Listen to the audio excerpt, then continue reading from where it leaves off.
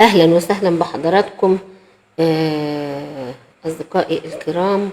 والصورة دي طبعا للفنان محمد سلام. الفنان محمد سلام بيقول حرام، مش هينفع أروح هناك. يا ترى يعني حرام إيه، ومش هينفع يروح فين، وهيعمل إيه، وليه حرام؟ يا ترى معانا حد على البث؟ معانا حد على البث إن شاء الله. انا عموما هقرا لحضراتكم. اهلا وسهلا بحضراتكم. هو بيقول حرام ومش هروح هناك، ومش هقدر اروح هناك. هو ايه اللي حصل له؟ ايه اللي جرى؟ وايه اللي كان؟ تعالوا مع بعض نعرف. الفنان محمد سلام يعتذر عن المشاركة في موسم الرياض، وعمرو أديب يدافع عن السعودية. في بث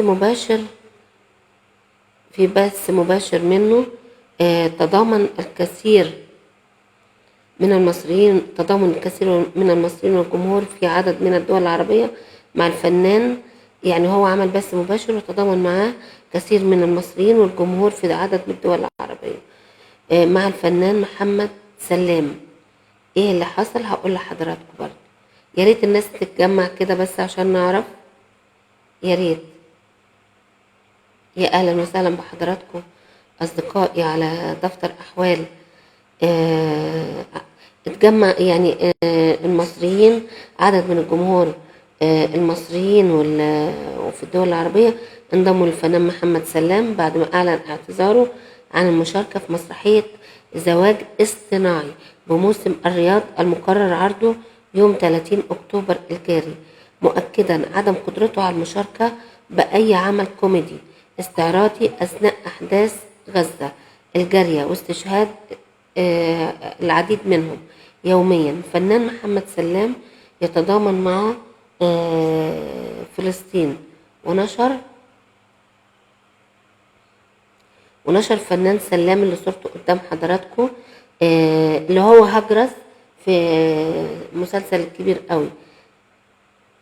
نشر الفنان محمد سلام مساء أمس المقطع فيديو عبر حسابه على انستجرام يعلن فيه عدم مشاركته في مسرحية زواج اصطناعي بموسم الرياض تضامنا مع الفلسطينيين، قائلا إن شاء الله هسافر بكرة الرياض عشان أعرض مسرحية زواج اصطناعي، والمفروض إنها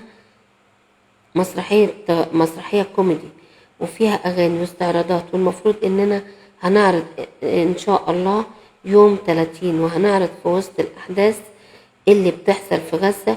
وتابع قائلا مش متخيل إني هروح أعمل مسرحية وأهزر وأغني وأرقص، وأخواتنا في غزة عمالين يعني تنتهي حياتهم ومفيش حاجة بتحصل. أنا مش هقدر أسافر طبعا.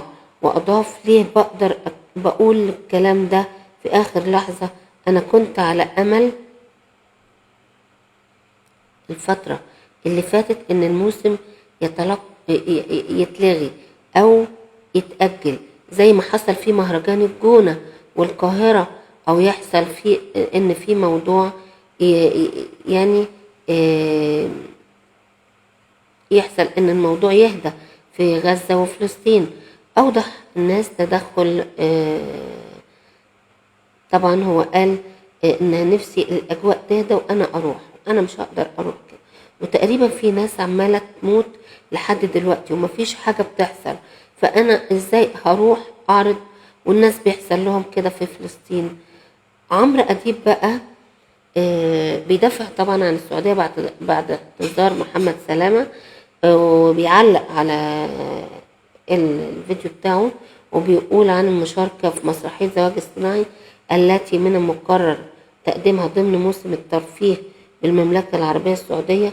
رد عمرو أديب طبعا، لأن عمرو أديب قبل كده حد قال له انت صناعة البلد دي اللي هي البلد اللي بيدافع عنها، من خلال تغريدة عبر حسابه الشخصي بموقع التدوينات القصيرة قائلا إليكم موقفي بشكل واضح ومباشر. أحترم جدا مشاعر كل إنسان حزين محطم مما يحدث الآن، فنحن في كارثة. انت عارف ان في كارثة اهو إنسانية، وتابع عمرو أديب قائلا: ولكن بشكل واضح لا أحد يزايد على موقف البلد الأخرى، لا أحد يزايد على جهود أي مسؤول هناك، لا أحد يقلل من مشاعر المواطن هناك. طبعا دي لأنه هو يعني في برنامج يعني هو بيقدم برنامج تابع للبلد الأخرى، يعني بياخد مرتبه منها يعني، أو مرتبه نظير قيامه بتقديم هذا البرنامج من البلد الأخرى الشقيق طبعا، اللي بنكن لها كل احترام وتقدير. لكن المفروض ان احنا يعني المفروض ان محمد سلام كان هيروح يعرض المسرحية، لكن هو بيقول حرام، انا مش قادر اروح هناك تاني دلوقتي، على ما تنتهي الاجواء المظلمة دي، وعلى ما يعني امله واملنا كلنا في الله الكبير ان تنتهي وتوقف هذه ويوقف إطلاق الرصاص على المدنيين هناك. دي كانت تغطياتنا دلوقتي، وأنا بشكركم، وإلى اللقاء فيه متابعات أخرى. كان معاكم نجوى عبد العزيز الصحفية. أشكركم لمتابعتكم الجميلة الغالية على لدفتر أحوال، وما تنسوش سبسكرايب وشير في الخير. أشكركم وإلى اللقاء.